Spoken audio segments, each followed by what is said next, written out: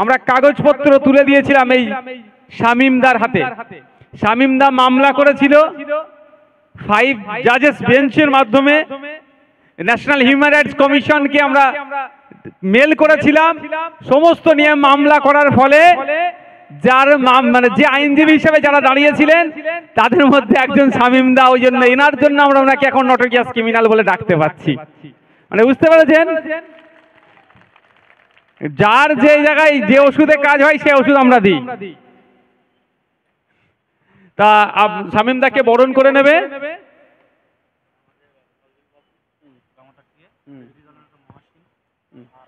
আচ্ছা, রাজ্জাক বাবু এগিয়ে আসবেন, মহসিন ভাই এগিয়ে আসবেন শানপুকুরের, আর নজরুল ভাই এগিয়ে আসবেন। আমাদের শামীমদাকে বরণ করে নিচ্ছেন অ্যাডভোকেট শামীম আহমেদ সাহেবকে। ওদিকে যাও, ওদিকে যাও।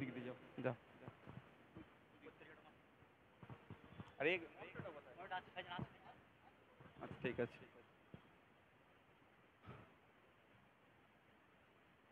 আব্দুর রাজ্জাক ভাই ব্যাচ পরিয়ে সংবর্ধিত করছেন সম্মানীয় শ্রদ্ধেয় আইনজীবী শামীম আহমেদ মহাশয়কে।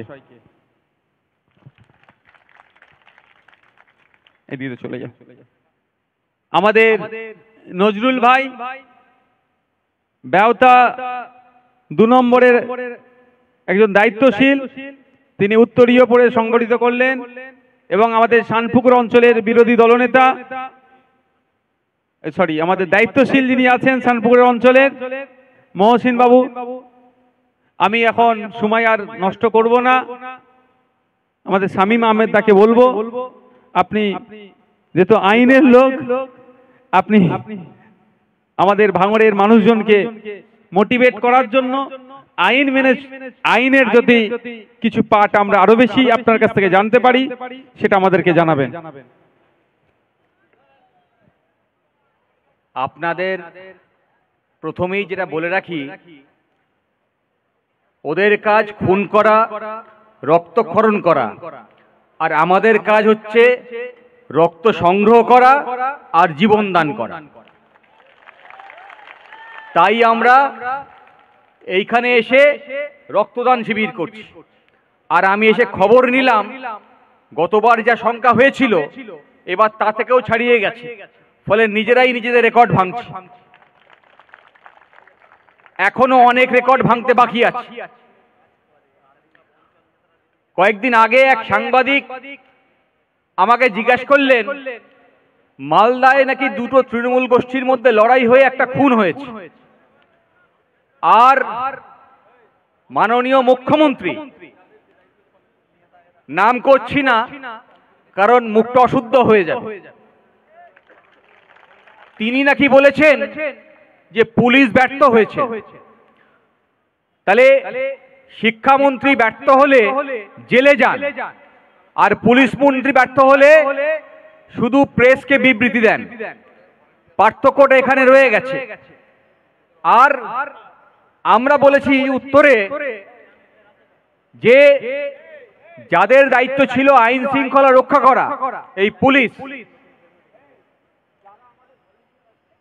তারা পুলিশ কেন রাখা হয়? এখানে নিশ্চয়ই অনেক পুলিশ আছেন। আমি আপনাদের থেকে তাদেরকে বেশি করে বলছি যে আপনারা একটু শুনে নিন। আমাকে নওশাদ সিদ্দিকী মহাশয় বলেছেন আইনের কথা বলতে, আমি ওই জন্য পুলিশকে বলছি, আপনাদেরকে বলছি না। পুলিশকে বলতে চাইছি যে আইনে বলা আছে একটা পুলিশের দায়িত্ব হচ্ছে প্রথমত যে কোথাও যদি কিছু ঘটনা ঘটার খবর আসে তা সংগ্রহ করতে হবে। তার জন্য পুলিশের একটা ইন্টেলিজেন্স দপ্তর থাকে, সেই ইন্টেলিজেন্স তথ্য সংগ্রহ করে যে এইখানে একটা মিটিং হতে পারে, এইখানে একটা রায়ট হতে পারে, এইখানে একটা রেপের ঘটনা ঘটতে পারে। এরা তথ্য সংগ্রহ করে আর তারপরের কাজটা হচ্ছে ওখানে পুলিশ পাঠিয়ে দেওয়া, প্রিভেন্ট করতে হবে, প্রতিরোধ করতে হবে যাতে এই রায়টটা না হয়, যাতে ওই অপরাধটা না হয়। তাহলে এই দুটো হচ্ছে প্রাথমিক দায়িত্ব, পুলিশকে বলছি।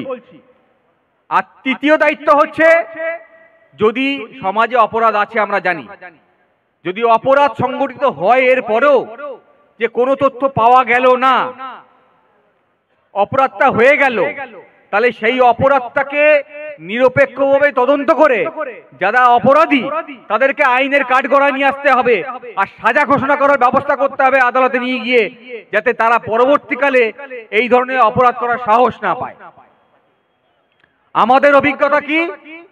আমাদের অভিজ্ঞতা হচ্ছে আপনারা যখন একটা মিটিং করার পারমিশন চাইবেন, পুলিশ বলবে না, হবে না, আর গিয়ে বলবেন যে আমার মেয়েটা মিসিং হয়ে গেছে, মেয়েটাকে পাওয়া যাচ্ছে না, তখন আচ্ছা ঠিক আছে আমি শুনে নিলাম, আর জিডি করে নিচ্ছি। 5 ঘন্টা পরে যখন খবর এলো মেয়েটা রেপ হয়ে গেছে, তখন এবার পুলিশ নড়ে চড়ে বসছে। বেশি দিন আগের কথা বলছি না, এটা এই জয়নগরের ঘটনা। আমি ঘটনার পরে আইনজীবীদের দল নিয়ে গেছিলাম, রাস্তায় দেখি একটা বড় মিছিল আসছে। সেই মিছিলের স্লোগানের ভাষাটা এমনই যে মুসলিমরা হিন্দুদেরকে রেপ করছে, ধর্ষণ করছে। হিংস্র জনতা এগিয়ে আসছে, আমাদেরকে দাঁড় করিয়ে দিল, দাঁড়িয়ে পড়লাম। বুঝতে পারছি মানুষের মধ্যে ক্ষোভ আছে, থাকতেই পারে। তারপরে বললাম আমি আইনজীবী, ওদেরকে সাহায্য করতে যাচ্ছি। আমি আমার নাম শামীম আহমেদ বলিনি। ওরা আইনজীবী শুনে আমাদেরকে ছেড়ে দিল। তারপরে ওই ভদ্রমহিলার বাড়িতে পৌঁছালাম। পৌঁছে আপনারা জানেন ওই বাড়ির ছাদ থেকে সেই দিনকে আদালতে মামলা করেছিলাম আমরা হাইকোর্টে, যাতে তদন্ত নিরপেক্ষভাবে করা যায় ওই দিনই। আর ফেরত এসে গাড়ি নিয়ে যখন দেখলাম ওই রাস্তা আবার অবরোধ করে আছে একটা কাঠের গুঁড়ি ফেলে, ওখানে নেমে দাঁড়ালাম। দাঁড়িয়ে মাইক নিয়ে সবার আগে বললাম আমার নাম শামীম আহমেদ, আর আমি ওখানে গিয়েছিলাম ওদেরকে আইনি সাহায্য করতে। সারাদিন কি হয়েছে আপনারা জানেন। তারা সবাই খুশি হয়েছিলেন। যারা সকালবেলা স্লোগান দিচ্ছিলেন যে মুসলিম না হিন্দুদের রেপ করেছে, তারা সবাই গলা মিলিয়েছেন, তারা সবাই হাত মিলিয়েছেন। যে কথা বলার জন্য এতগুলো কথা বললাম, যে যারা স্লোগান দিচ্ছিলেন মুসলিমরা ধর্ষণ করেছে বলে, এরা কেউ মুসলিম বিরোধী নয়। আসলে ওদের পিছনে একজনের মাথা আছে, যারা চাই হিন্দু মুসলমানের লড়াইটা লেগে যাক। আর তাতে ইন্ধন যোগাচ্ছে কারা? ইন্ধন যোগাচ্ছে এই পুলিশ প্রশাসন। কি হয়েছিল? মেয়েটির মা, মেয়েটির বাবা গেছিল থানায় যে আমার মেয়েটা মিসিং। মেয়েটা মিসিং এর খবরের পরেও থানাকেও কিছু কেস রেজিস্টার করেনি, থানা যায়নি ওইখানে মেয়েটাকে খুঁজে বার করতে, যা পুলিশের দায়িত্ব ছিল। অথচ যখন আমরা ঢুকতে যাচ্ছি তখন দেখেছি হাজার হাজার পুলিশের সারি। তাহলে ঘটনা ঘটে যাওয়ার পরে পুলিশ ছুটছে। কেন ছুটছে? যারা প্রতিবাদ করতে রাস্তায় নামছে, আরজি করের ক্ষেত্রে একই ঘটনা দেখেছেন, তাদের কণ্ঠরুদ্ধ করতে হবে। যখন আপনি একটা মিটিং করতে যাবেন, আপনার কণ্ঠরুদ্ধ করতে হবে। তাহলে গণতন্ত্রের মধ্যে গণতন্ত্রের ভাষাকে রুদ্ধ করার জন্য এই প্রশাসন কাজ করছে। যাদের দায়িত্ব ছিল নিরপেক্ষভাবে তদন্ত করা, তারা সেই নিরপেক্ষভাবে তদন্ত করতে পারছে না। আদালতের দ্বারস্থ আমরা হয়েছিলাম আরজি করের ঘটনার ক্ষেত্রে, আপনারা জানেন আমরা মামলা করেছিলাম। সেখানে আদালত নির্দেশ দিয়েছিল যে সিবিআই কে তদন্ত করতে হবে। সেদিনকে মামলা শেষে আবার আমি প্রেস কনফারেন্সে বলেছিলাম যে সিবিআই আবার একটা সুযোগ পেল, কারণ আগে অভিজ্ঞতা আছে। নারদার ক্ষেত্রে আমরা মামলা করেছিলাম, সারদার ক্ষেত্রে আমরা মামলা করেছিলাম। আমরা বলেছিলাম তখন যে সিবিআই, সারদা, নারদা, স্কুলে এডুকেশনে যে দুর্নীতি হচ্ছে, করাপশন, যে মামলাটা ফিরদৌস শামীম আর সুদীপ্ত দাশগুপ্ত এরা করছে, বিকাশ ভট্টাচার্য নেতৃত্ব দিচ্ছেন, আর সারদা নারদা মামলায় আমি নিজে ছিলাম। আমরা জানি যে সিবিআই কে তদন্ত করতে দিয়েও সেই তদন্তের নিষ্পত্তি হয় না, তদন্তে শেষ হয় না, আর অপরাধীরা সাজাও পায় না। ফিরহাদ হাকিমের বাড়িতে যদিও একবার সিবিআই গেছিল, শুভেন্দু অধিকারী বাড়িতে যায়নি। কারণ শুভেন্দু অধিকারী আপনারা জানেন যে এখন তৃণমূল ছেড়ে বিজেপিতে গেছে, ফলে ওর বাড়িতে সিবিআই যাবে না, ওর বাড়িতে ইডি যাবে না। ওর ভিডিও ফুটেজে দেখা যেতে পারে যে টাকা নিচ্ছে, কিন্তু ওর বাড়িতে যাবে না।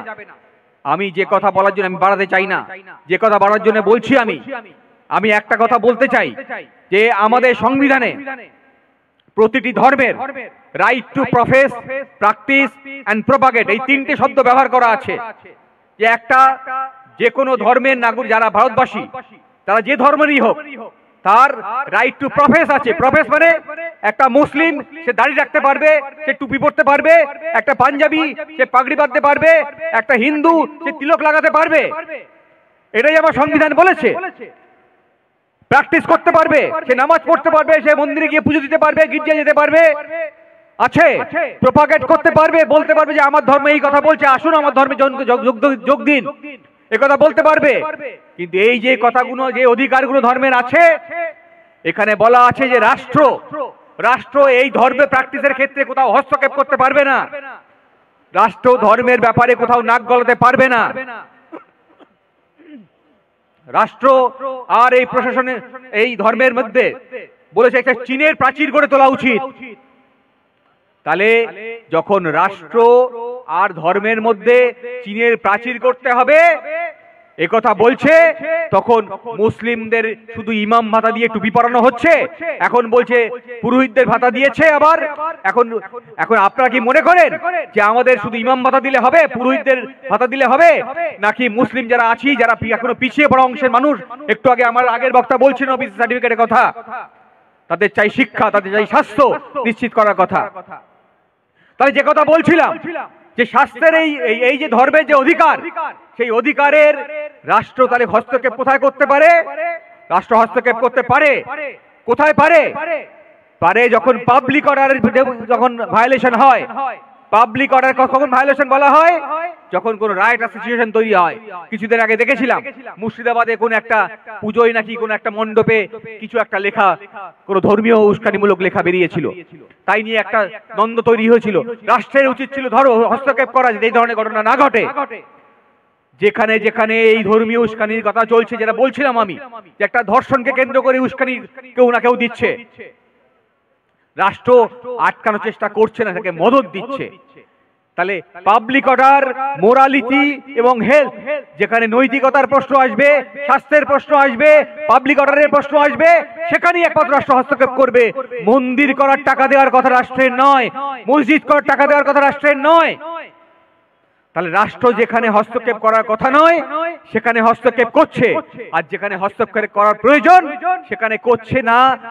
কারণ যাতে ধর্মীয় বিভেদ বাড়ে, যাতে উস্কানি বাড়ে, আর যাতে মমতা ব্যানার্জি আবার এসে বলতে পারে যদি বিজেপি থেকে আপনাকে রক্ষা পেতে হয় তাহলে আমাকে ভোট দিন, আমি আপনাদের রক্ষাকর্তা। তাহলে মুসলিমদের সবার ঠিকে নিয়ে রাখবে হচ্ছে তৃণমূল, আর হিন্দুদের সবার ঠিকে নিয়ে রাখবে বিজেপি। এই কথা আমাদের সংবিধান বলে না। আমাদের সংবিধান বহুত্ববাদী বিশ্বাস করে, আমাদের সংবিধান সমস্ত ভাষা, জাতি, বর্ণের মানুষকে সমান অধিকারের কথা বলে। আর তাই যারা এই ধর্মীয় বিভেদের সুযোগ নিয়ে রাষ্ট্রের ক্ষমতা দখল করে রাখতে চায়, তাদেরকে আপনাদের জবাব দিতে হবে, তাদেরকে আপনাদের জবাব দিতে হবে। আর এই যে বলছিলাম যে আমার দেশের সমস্ত স্বাধীন সংস্থাগুলো, সিবিআই হতে পারে, সিআইডি হতে পারে, পুলিশ হতে পারে, পাবলিক সার্ভিস কমিশন হতে পারে, ইলেকশন কমিশন পর্যন্ত, আপনারা নিজেদের অভিজ্ঞতার মধ্যে দেখেছেন ভাঙড়ে পঞ্চায়েত নির্বাচনে কি হয়েছে। স্টেট ইলেকশন কমিশন, যার দায়িত্ব ছিল সাংবিধানিক দায়িত্ব, সংবিধানকে রক্ষা করার দায়িত্ব, যে নিরপেক্ষভাবে নির্বাচন করবে, তারা পর্যন্ত নিরপেক্ষভাবে নির্বাচন করতে ব্যর্থ হয়েছে। কেন্দ্রীয় নির্বাচন কমিশন, যারা পার্লামেন্ট ইলেকশন করে, অ্যাসেম্বলি ইলেকশন করে, তারাও ব্যর্থ হয়েছে নিরপেক্ষ নির্বাচন করতে। আপনারা অভিযোগ করেছেন। আমি একটা ছোট্ট উদাহরণ দিলে বুঝতে পারবেন। আমি পোস্টপোল স্টুডেন্টে গিয়েছিলাম, যেখানে ওই যে ব্যানার্জি, অভিষেক ব্যানার্জি যে কেন্দ্রে দাঁড়িয়েছে ডায়মন্ড হারবার, আমি যারা প্রার্থী আপনারা জানেন, যারা এই নির্বাচনের সময় যুক্ত থাকেন তারা আপনারা জানেন যে আপনারা নির্বাচনের সময় কোনো ঘটনা ঘটলে অভিযোগ করেন, যেখানে বুথ দখল হয়ে গেছে, এখানে রিগিং হচ্ছে, এখানে বোমা পড়েছে, এখানে ব্যালট বক্স ফেলে দিয়েছে, এখানে ইভিএম বক্স ফেলে দিয়েছে। এই যখন অভিযোগ করেন তখন পোস্টপোল স্ক্রুটিনিতে যারা দায়িত্বে থাকেন, ওই কেন্দ্রীয় নির্বাচন কমিশন বা রাজ্য নির্বাচন কমিশন, তাদের দায়িত্ব এই প্রত্যেকটা জিনিস খতিয়ে দেখা। আমাকে বলছেন যে ক্ষমা করবেন, কিছু মনে করেন না, জানেন তো আমরা এখান থেকে এসব করতে গেলে বিপদে পড়ব। তাহলে কেন্দ্রীয় নির্বাচন কমিশন যারা পার্লামেন্ট ইলেকশন করছে তারা পর্যন্ত নিরপেক্ষভাবে এই নির্বাচন করতে পারছে না, রাজ্য নির্বাচন কমিশন করতে পারছে না। পাবলিক সার্ভিস কমিশন সম্পর্কে ডক্টর আম্বেদকর, যিনি জনতা, আমাদের সংবিধানের জনক যাকে আমরা বলি, তিনি বলছেন পাবলিক সার্ভিস কমিশনের যারা চালাবেন, পরিচালনা করবেন, তারা যেন রাজনীতির সঙ্গে যুক্ত না থাকেন। আমাদের অভিজ্ঞতা কি, সমস্ত রাজনীতির লোক পাবলিক সার্ভিস কমিশনে ঢুকে গেছে, আর সাদা খাতা জমা দিয়ে এই বিডিও তারপরে বিএলআরও এরা হচ্ছে। আর যার কারণে যখন আপনি 100 দিনের কাজ নিয়ে বিএলআর কাছে অভিযোগ করতে যাচ্ছেন, তিনি পাশে প্রধানকে বসিয়ে রেখে বলছেন দাদা একটু অপেক্ষা করুন, নিতে পারছি না। এইসব অভিজ্ঞতা আপনারা নিজেরা বিচার করে নেবেন। তাহলে পাবলিক সার্ভিস কমিশন নিরপেক্ষ নয়, নির্বাচন কমিশন নিরপেক্ষ নয়, পুলিশ নিরপেক্ষ নয়, দেশের সংবিধানে যতগুলো নিরপেক্ষ সংস্থা আছে যারা দেশের সংবিধানকে বাঁচিয়ে রেখে দেয়, আপনার অধিকারকে রক্ষা করার দায়িত্বে আছে, তারা সকলে প্রতিদিন ব্যর্থ হচ্ছে আপনার সংবিধানকে রক্ষা করতে, আপনার অধিকারকে রক্ষা করতে। আর যখন এই ঘটনা ঘটে তখন ভারতের সংবিধানের জনক বা যারা সংবিধান প্রণেতা করেছিলেন সকলে মিলে তারা আপনাকে যে অধিকার দিয়েছে সেই অধিকার বলেই আপনারা এক জায়গায় জড়ো হয়েছেন। তাকে আমরা বলি বাক স্বাধীনতা, আমাদের মত প্রকাশের স্বাধীনতা, এক জায়গায় জড়ো হওয়ার স্বাধীনতা, অর্গানাইজেশন করার স্বাধীনতা। এই স্বাধীনতাও প্রয়োগ করতে হবে, আর এই স্বাধীনতাই আপনাকে অধিকার দেয় প্রত্যেক 5 বছর পর পর আপনার ভোটাধিকার প্রয়োগ করে যারা রাষ্ট্রের ক্ষমতা দখল করে আছে, যে ক্ষমতা দখল করে এই সমস্ত সংস্থাগুলোকে, যারা নিরপেক্ষ সংস্থা হওয়ার কথা ছিল, এই নিরপেক্ষ সংস্থাগুলোকে নষ্ট করে দিয়েছে, দেশের সংবিধানকে নষ্ট করে দিচ্ছে, দেশের সংবিধানের অধিকারকে খর্ব করে নিচ্ছে। আমাদের এই সংবিধান আমাদের সংবিধান, এই সংবিধানকে রক্ষা করার দায় আমাদের। তাই এই দায় আমাদের ঘাড়ে তুলে নিতে হবে। প্রতিনিয়ত প্রতিদিন আমাদের এই পাড়ায় পাড়ায় মহল্লায় মহল্লায় যেতে হবে, আর গিয়ে যারা আমরা বিরোধী দল যারা এক জায়গায় আছি, যারা ক্ষমতায় নেই, তাদের সবাই সঙ্গে একসঙ্গে হতে হবে, এই লড়াইকে চালিয়ে নিয়ে যেতে হবে। এই আমাদেরকে পণ করতে হবে। লড়াই আমাদের তৃণমূল আর বিজেপির এগেইনস্টে। এইটা লড়াই করার জন্য যত মানুষ আছে যারা সাম্প্রদায়িকতার বিরুদ্ধে কথা বলে, মৌলবাদের বিরুদ্ধে কথা বলে, যারা এই সরকারের বিরুদ্ধে কথা বলে, তাদের সকলকে এক জায়গায় করতে হবে। আর এই লড়াই চালিয়ে আমাদেরকে